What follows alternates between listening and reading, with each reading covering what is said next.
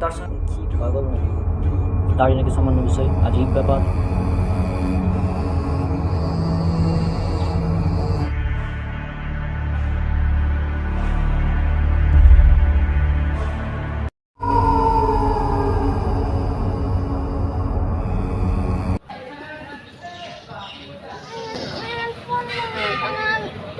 আমার 3 বছর আগে আরেকটা ফোন ভেঙেছিল।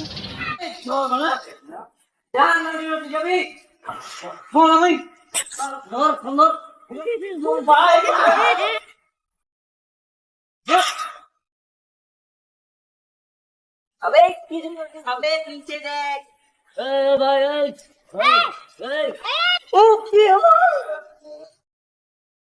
3 বছর আগে আরেকটা ফোন ভেঙেছিলাম, তখন মেজাজ খারাপ হয়েছিল, ওই জন্য ভেঙেছিলাম।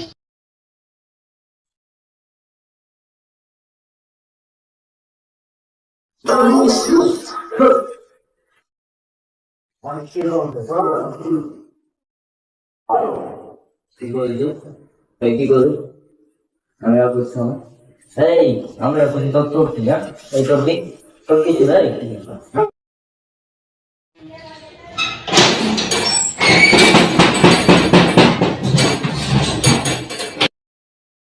কি খবর ভাইয়া, কেমন আছো? এই কি খবর মানে কি? এই কি খবর মানে কি? কি খবর মানে কি?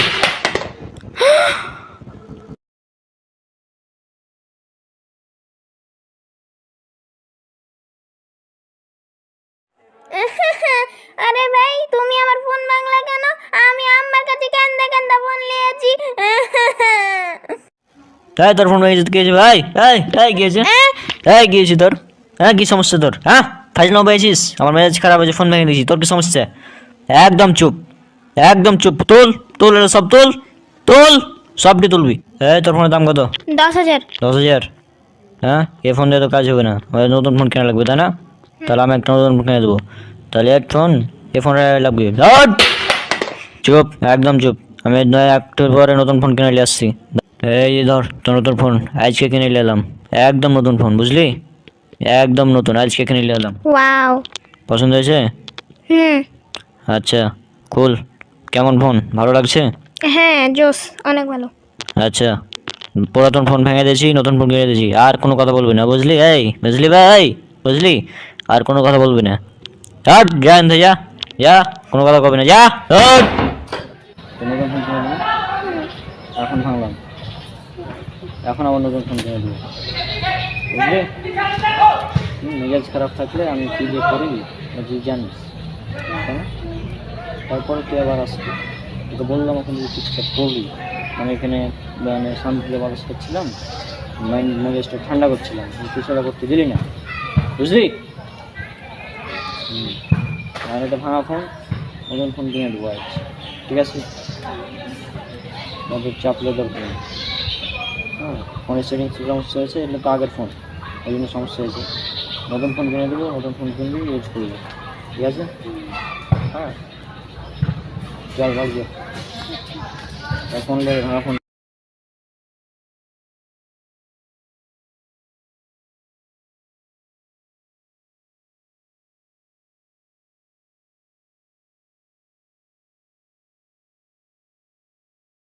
হে রাবিত, কি সমস্যা? তুমি ফোন ভেঙে দিলে। ফোন ভেঙে দিলাম? এই যে নতুন ফোন, নতুন ফোন। Realme C25। এটা হচ্ছে 48 MP ক্যামেরা, 6000 mAh ব্যাটারি, হ্যাঁ, আর 18 ওয়াটের কুইক চার্জার, সব ভালো একটা ফোন, এবং গেমিং প্রসেসর আছে। তো এটা ভালো একটা ফোন, যাই হোক আজকে নিয়ে আসলাম তোমার জন্য। আমি তো ফোন ভেঙে দিয়েছি ওটা, তো এই জন্য এটা নিয়ে আসলাম। এই যে একটা কভার, এটা ইউজ করবি, বুঝলি? আর এটা এখানে আছে, এই যে ফোন, আর এখানে ইনস্ট্রাকশন ম্যানুয়াল আছে কভারে। ফোন সবসময় ব্যাক কভার লাগিয়ে ইউজ করবে, বুঝলি? এই না ধর, আর ওই ফোনটা আমাকে দে। দে। এটা এটার আর দরকার আছে কি? ধুর, এটা দরকার নেই।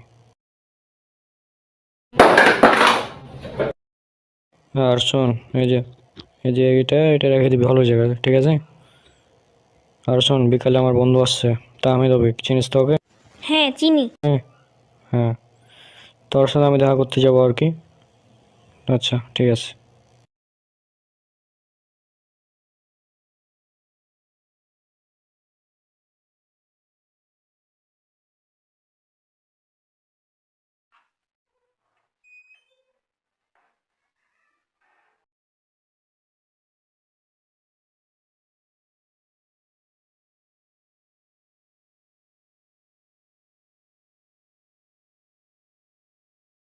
হে রাবিত, রেডি হ, চল নামাজ পড়তে যেতে হবে, বুঝলি? তাড়াতাড়ি রেডি হবি।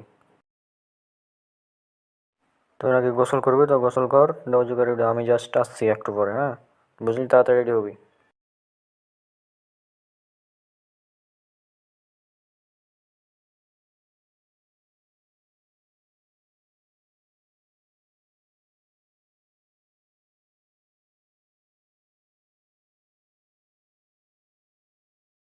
কি ব্যাপার বে, কি যে একটু আগে বললাম আমি যে নামাজ পড়বো, রেডি হও, আর এখনো কি করছে?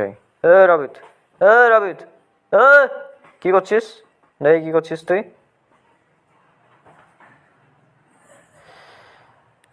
গেম খেলছিস তুই?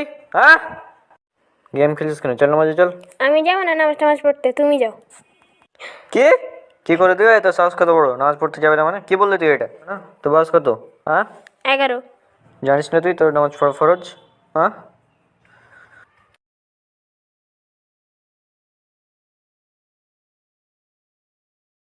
শোন, হাদিস উল্লেখ আছে, এটা আছে সুনান আবু দাউদ, হাদিস নাম্বার 495-তে, যে রসুল সাল্লাল্লাহু আলাইহি সাল্লাম তিনি বলছেন যে যখন কোনো সন্তানের বয়স 7 হয় তখন তাকে নামাজের আদেশ দাও, আর যখন তার বয়স 10 হয় তখন সে নামাজ না পড়লে তাকে পিটাও, অর্থাৎ তাকে মারো, বুঝলি? মানে নামাজ না পড়লে হচ্ছে তোকে মারা যাবে, হ্যাঁ? এখন এই দায়িত্বটা ছিল হচ্ছে আমার বাবা মার, আব্বা আম্মার ছিল, কিন্তু আমি যেহেতু তোর বড় ভাই যেন আমাকে এটা পালন করতে হচ্ছে। আর তুই কি জানিস যে ব্যক্তি নামাজ ছেড়ে দিল সে কুফরি করলো? জামে আত-তিরমিজি 2618। এই কুফর ও ইমানের মধ্যে পার্থক্য হচ্ছে সলাৎ ত্যাগ করা। এছাড়া হচ্ছে সুনান ইবনে মাজা এর 1079, 1080, হ্যাঁ, এছাড়াও আরও বিভিন্ন জায়গায় রয়েছে, যেমন সে মুসলিম হাদিস নাম্বার 149, 148, সেখানে উল্লেখ করা আছে যে কুফর ও ইমানের মধ্যে পার্থক্য হচ্ছে সলাৎ ত্যাগ করা। যে ব্যক্তি সলাৎ ছেড়ে দিল সে কুফরি করলো। আরে মুসলিম আর অমুসলিম, এখন আমি বলছি ও হচ্ছে হিন্দু, ও হচ্ছে মুসলিম, ও হচ্ছে খ্রিস্টান, হ্যাঁ, ও অমুসলিম, তো এগুলোর মধ্যে পার্থক্য কী? এখন আজান দিল, মুসলিম গেম খেলছে, আবার ও হিন্দু, ও গেম খেলছে, তাহলে পার্থক্য কী থাকলো? মুসলিম আর হিন্দুর মধ্যে কোনো পার্থক্য থাকলো কি? কোনো পার্থক্য নেই। অথচ হওয়া উচিত ছিল যখন আজান দিবে তখন যে মুসলিম সে সাথে সাথে নামাজ পড়তে যাবে, আর হিন্দু অমুসলিম তারা বিভিন্ন কাজে ব্যস্ত থাকবে, তাহলে আমরা তাদের চিনতে পারতাম যে এ হচ্ছে মুসলিম আর এ হচ্ছে অমুসলিম। কিন্তু এমনটা হচ্ছে না, আমরা তাদের মধ্যে কোনো ধরনের পার্থক্যই খুঁজে পাচ্ছি না আজকাল। এখন কোরআন মাজিদে জাহান্নামে যাওয়ার প্রধান কারণ বা প্রথম কারণ হিসেবে আল্লাহ সুবহানাহু ওয়া তাআলা উল্লেখ করেছেন। এটা আছে পবিত্র কোরআনের 74 নম্বর সূরা মুদাসসির, সূরা মুদাসসির। হ্যাঁ, তোমার কাছে তো কোরআন র‍্যাপ আছে তাই না? হুম। তো সূরা মুদাসসির 74 নম্বর সূরা 42 এবং 43 নম্বর আয়াত, আল্লাহ বলছেন অপরাধীদেরকে জিজ্ঞেস করা হবে সেদিন, সেদিন অপরাধীদেরকে জিজ্ঞেস করা হবে যে কিসে তোমাকে জাহান্নামে প্রবেশ করালো? তারা বলবে আমরা সালাত আদায়কারীদের অন্তর্ভুক্ত ছিলাম না, অর্থাৎ আমরা নামাজ পড়তাম না। অর্থাৎ জাহান্নামে যাওয়ার প্রথম কারণ হচ্ছে নামাজ না পড়া, অর্থাৎ তারা নামাজ পড়তো না, এই জন্যই তাদেরকে জাহান্নামে পাঠানো হবে, সর্বপ্রথম কারণ, তাই না? জাহান্নামের আগুন তো পৃথিবীর তুলনায় অনেক গুণ বেশি, 70 গুণ বেশি। এখন আমি যদি তোমাকে এখানে বলি আগুন জ্বালিয়ে যে আগুনটা 2 মিনিট হাতে ধরে থাকো, ধরতে পারবে কি? বা আমি যদি এখানে একটি গোল করে বলি যে আমি এখানে আগুন জ্বালাবো, এখানে তুমি 3 মিনিট দাঁড়িয়ে থাকো আগুনের উপর, তুমি কি দাঁড়িয়ে থাকতে পারবো? পারবো না। তাহলে সেখানে জাহান্নামে যাওয়ার মানুষ কথা চিন্তা করে কিভাবে নামাজ না পড়ে? আজীব ব্যাপার, তাই না? হ্যাঁ, তো এটাই, নামাজ গুরুত্বপূর্ণ, নামাজ আমাদের পড়তে হবে, এছাড়া কোনো উপায় নেই। আর তুই যে গেম খেলছিস নামাজের সময়, এটা তো আর অনেক বড় পাপ। হ্যাঁ, এখন গেম খেলা হারাম এটা অনেকেই বলেছেন, আবার কেউ কেউ বলেছেন গেম খেলা হারাম না। তো আমরা ধরে নিয়েছি গেম খেলা হারাম, কারণ এটাতে অনেক সময় নষ্ট হয়, বিভিন্ন অপচয় হয়, এই কারণে আমরা গেম খেলাকে হারাম ধরে নিয়েছি। হুম, তো যাই হোক, নামাজ পড়তে হবে, এটা হচ্ছে গুরুত্বপূর্ণ, বুঝলি? আচ্ছা চল এখন নামাজ পড়তে।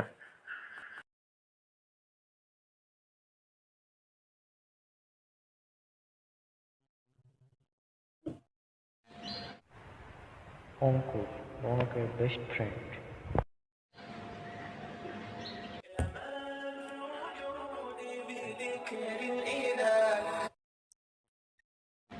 আসসালামু আলাইকুম বন্ধু। ওয়ালাইকুম আসসালাম।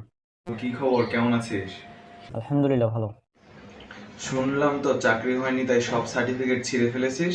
আরে বন্ধু, দুনিয়াতে ভালো মানুষের দাম নাই। কি বলবো, মানে সব জায়গায় দুর্নীতি হয়ে গেছে আর কি। আচ্ছা, আমি একটা জিনিস জানার জন্য কল দিলাম তোকে। হ্যাঁ বল। আসলে আমি গান বাজনা ও নাটক সিনেমা ও অ্যানিমে দেখাতে অনেক আসক্ত হয়ে গেছি, তো এইখান থেকে বের হবো কিভাবে? আচ্ছা দেখ, এই যে গান বাজনা শোনা, তারপর নাটক সিনেমা দেখা, হ্যাঁ এগুলো সবই হারাম, এগুলো আমরা জানি, সবাই জানি এটা। কিন্তু বর্তমানে কেউ 100% পাপ মুক্ত না, হ্যাঁ। আর হ্যাঁ, আরেকটা বিষয়, গান বাজনা মানে ছাড়তে কষ্ট হবে, এটা স্বাভাবিক। তবে চেষ্টা করতে হবে ছাড়ার। তারপর যদি না পারি তাহলে সেটা আমরা আল্লাহর কাছে ক্ষমা চাইবো, তাই না? তো আমি একটা সাজেস্ট করব, সেটা হচ্ছে যে গান বাজনা ছাড়ার জন্য আমাদের মানে মানে কি বলবো, এর বিকল্প একটা কিছু দরকার, তাই না? তো গানের পরিবর্তে আমরা ইসলামিক নাসিদ, তারপর এগুলো শুনতে পারি, কোরআন তেলাওয়াত, ইসলামিক নাসিদ বা গজল যেগুলো আছে সেগুলো শুনতে পারি। আর এখানে আরেকটি গুরুত্বপূর্ণ বিষয়, সেটা হচ্ছে যে আমি সাজেস্ট করবো এটা, তবে বিশেষভাবে হয়তো নিজে আমরা দু একটা গান শুনেও ফেলতে পারি, হুম, বা নাটক সিনেমা ইত্যাদি আমরা দেখতেও পারি, বা প্রচলিত যেগুলো নাটক আছে আর কি। তবে এগুলো দেখলেও শুনলেও অন্তত আমরা এগুলো শেয়ার করবো না, কারণ এটা শেয়ার করা আর বড় পাপ। কিন্তু আমি তো মাঝে মধ্যে ফেসবুক স্টোরি আর পোস্টে গানও শেয়ার করি। হ্যাঁ হ্যাঁ, তো এই নাটক গান বাজনা অনেক শেয়ার করে, সেটা আমিও জানি, এই জন্য তোকে বললাম। হ্যাঁ, আর এখানে আরেকটা বিষয় আছে, সেটা হচ্ছে রাসূল সাল্লাল্লাহু আলাইহি ওয়াসাল্লাম তিনি বলেছেন যে যে লোক সঠিক পথের দিকে ডাকে তার জন্য সে পথ অনুসারীদের প্রতিদানের সমান প্রতিদান রয়েছে, এতে তাদের প্রতিদান হতে সামান্য ঘাটতি হবে না। আর যে লোক বিভ্রান্তির দিকে ডাকে, পাপের দিকে ডাকে, অর্থাৎ পাপের দিকে ডাকে, তার উপর সে রাস্তার অনুসারীদের পাপের অনুরূপ পাপ বর্তাবে, এতে তাদের পাপ রাশি সামান্য হালকা করা হবে না। এটা হচ্ছে সহিহ মুসলিম, হাদিস নাম্বার 6697, এবং আন্তর্জাতিক নাম্বার হবে এটার হচ্ছে 2674। হ্যাঁ, আর জামিয়াত তিরমিজি হাদিস নাম্বার 2674, সুনান আবু দাউদ হাদিস নাম্বার 4609। হ্যাঁ, তো এই বিষয়গুলো আমাদের জানা উচিত। অর্থাৎ এই হাদিসের আলোকে আমরা বুঝতে পারি যে আমি যদি একটা গান ফেসবুকের স্টোরিতে আপলোড দিই, হ্যাঁ, তাহলে ওই স্টোরিতে যদি 100টা ভিউ হয়, তাহলে ওই 100 জন মানুষের যত পাপ, তত পরিমাণ পাপ আমার আমল নামে দেওয়া হবে। অর্থাৎ 100 জনের পাপ আমার আমল নামে দিয়ে দেওয়া হচ্ছে, তাহলে চিন্তা কর কি অবস্থা হবে। আসলে ভয়ঙ্কর ব্যাপার। আসলে এটা ভয়াবহ। আর শুধু তাই না, মৃত্যুর পরেও এই পাপ চলমান থাকবে।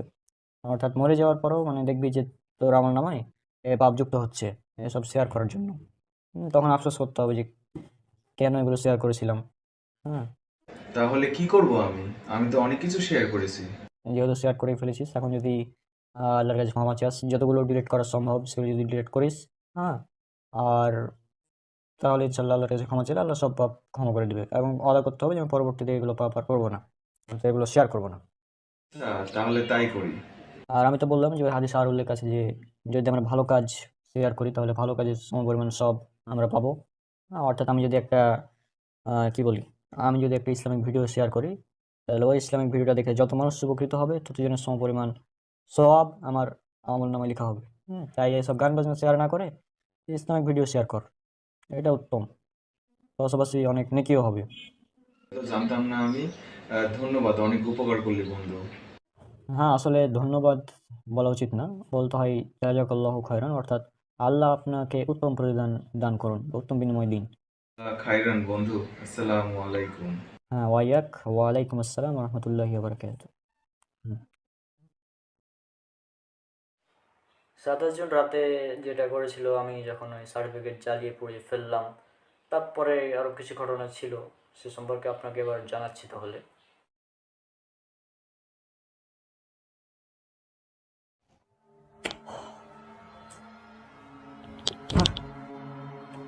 কি একটা অবস্থা সমাজের।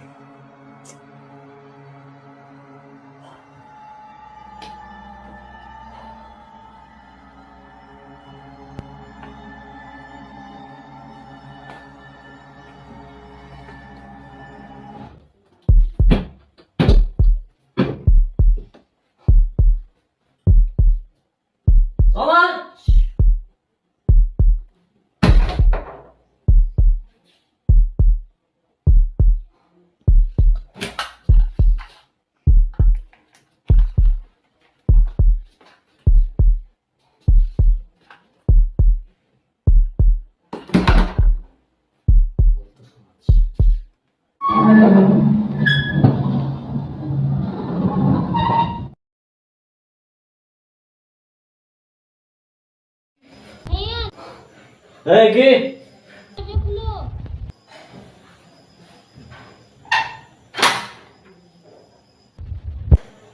ভাই কি ভাইয়া এই লোকটা আমার রাখতে বললো আর খেয়ে নাও তুমি আমি রুটি নিয়ে আসছি তুমি খেয়ে নাও। আচ্ছা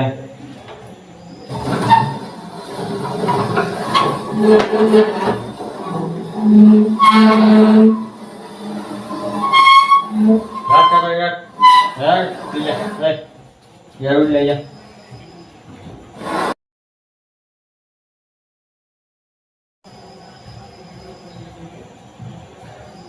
तो रोटी লবণ কই रोवे रोटी ले রাখ তুই খাবে না হ্যাঁ আমি খাবো তুই খাবি হ্যাঁ আচ্ছা ঠিক বস হ্যাঁ বসো এই হাত ধুয়েছিস হ্যাঁ হ্যাঁ আচ্ছা ঠিক আছে দাম আমি হাত ধুয়ে আসি আচ্ছা ঠিক আছে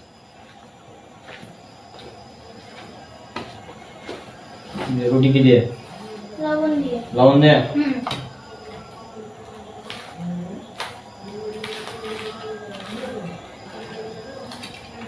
এই ধর চুপচাপ খাবি সমাজ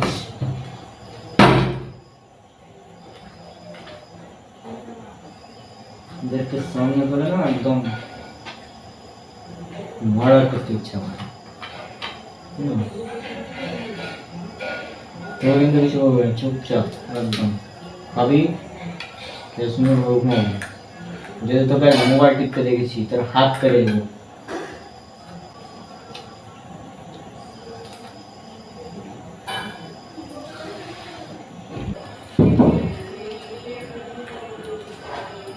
এই তো খাওয়ানি এখনো আড়াইটা আরেকটু আমি এখন ওষুধ খাবো বুঝলি হুম ওষুধ খাবো তেলের মশারি টানাবে তারপর চুপচাপ ঘুমাবি আজকে তোর হাতে মোবাইল দেখেছি আর হাত কাটা একদম তোর মুখে করে দেবে